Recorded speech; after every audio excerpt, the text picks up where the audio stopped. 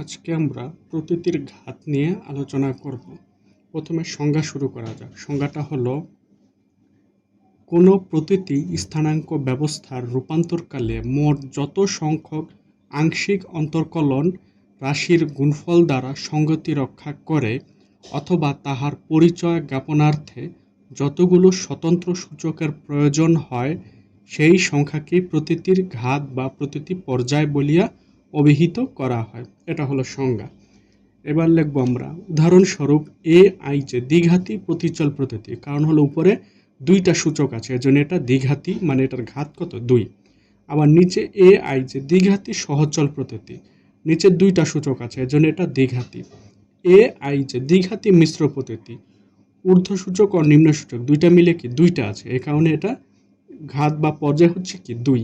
তার মানে আমরা বুঝলাম এখানে যতগুলো ঘাত থাকবে বা সূচক থাকবে ওইটাই কি তার ঘাত বা পর্যায়।